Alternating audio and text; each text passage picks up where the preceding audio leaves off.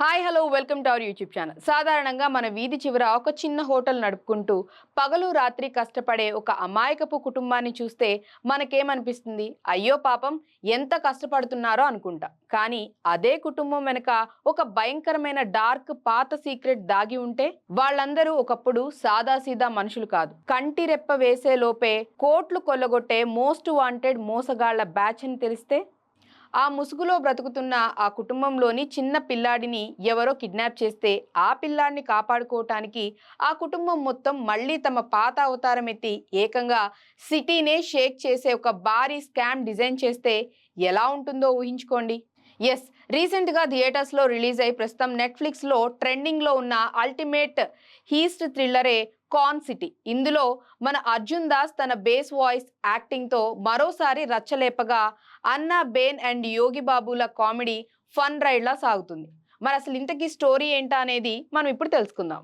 కథ మంగళూరులో ప్రారంభమవుతుంది. శర్వణ్, అతని భార్య మిత్ర ఇద్దరూ కలిసి ఒక చిన్న మెస్ నడుపుతూ ఉంటారు. వారికి దివ్యాంగుడైన జీవ అనే చిన్న కొడుకు ఉంటాడు.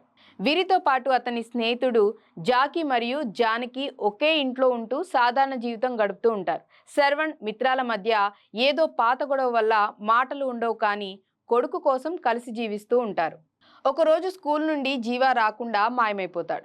శర్వణ్, మిత్రాలు కంగారు పడి స్కూల్ సీసీటీవీ ఫుటేజ్ పరిశీలించగా ఎవరో పక్కా ప్లాన్తో జీవాని కిడ్నాప్ చేసినట్లు తెలుస్తుంది. కిడ్నాపర్లు ఫోన్ చేసి భారీగా డబ్బు డిమాండ్ చేస్తారు.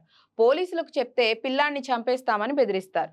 అప్పుడే కథలోకి అసలు ట్విస్ట్ వస్తుంది. వీరంతా చూడటానికి అమాయకులుగా కనిపిస్తున్నారు, కానీ Sarwan master mind scammer. Mitra ఒకప్పటి కిలాడి డోప్ ఆర్టిస్ట్. అలాగే జాకీ అండ్ జానకీలు పక్కా ఫ్రాడ్ మాస్టర్స్. పాత జీవితం మానేసి కొడుకు కోసం మంచిగా బ్రతుకుదామని వచ్చిన వీరికి ఈ కిడ్నాప్ మైండ్ బ్లాకింగ్ షాక్ ఇస్తుంది. పిల్లాన్ని కాపాడుకోవాలంటే తక్కువ సమయంలో కోట్లాది రూపాయల డబ్బు కావాలి. దాంతో ఈ నలుగురు మళ్ళీ ఒక టీమ్గా మారి తమ పాత స్కామ్ ఆర్ట్ని బయటకు తీస్తారు. ఒక బడా వ్యాపారవేత్తను మరియు ఒక కరప్టెడ్ నెట్వర్క్ను లక్ష్యంగా చేసుకొని గాల్లోనే కోట్లు కొల్లగొట్టే ఒక మాస్టర్ ప్లాన్ వేస్తారు. ఇంటర్వెల్ సీక్వెన్స్లో వీరు వేసిన ప్లాన్ సగం సక్సెస్ అవుతున్న టైంలో కిడ్నాపర్ ఎవరో కాదు, వీరి పాత శత్రువని, వీరు చేయబోయే ఈ స్కామ్ గురించి కిడ్నాపర్కి ముందే తెలుసనే షాకింగ్ ట్విస్ట్తో ఇంటర్వెల్ కార్డ్ పడుతుంది. ఇక సెకండ్ హాఫ్ అంతా శర్వణ్ అండ్ టీమ్ వేసే mind games, Yogi Babu comedy, corporate and police వ్యవస్థలను తెలివిగా వాడే సీన్స్తో ఫాస్ట్ ఫేస్లో సాగుతుంది.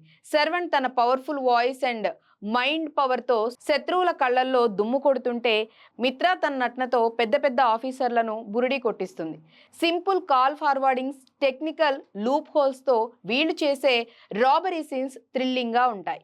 క్లైమాక్స్లో కిడ్నాపర్లు చెప్పిన ప్లేస్కి డబ్బు తీసుకెళ్లిన శర్వణ్ టీం అక్కడ కూడా ఒక మైండ్ బ్లాకింగ్ రివర్స్ స్కామ్ చేస్తుంది. కిడ్నాపర్కి డబ్బు దక్కకుండా చేయటమే కాకుండా పోలీసుల చేతికే ఆ విలన్ దొరికిపోయేలా Arjun Das character end game ఆడుతుంది. తన కొడుకు జీవాని సురక్షితంగా కాపాడుకొని స్కామ్ చేసిన డబ్బుతో ఒక కొత్త ప్రశాంతమైన జీవితాన్ని ప్రారంభించడంతో సినిమా ఒక ఫన్ అండ్ సాటిస్ఫైయింగ్ నోట్తో ఎండ్ అవుతుంది. సో ఇదండి కాన్ సిటీ మూవీ యొక్క ఫుల్ స్టోరీ. ఎలా అనిపించిందో కామెంట్స్లో చెప్పండి. అండ్ అలాగే వీడియో నచ్చితే ఛానల్ని లైక్ చేయండి, షేర్ చేయండి, సబ్స్క్రైబ్ చేయడం మర్చిపోవద్దు. బాయ్.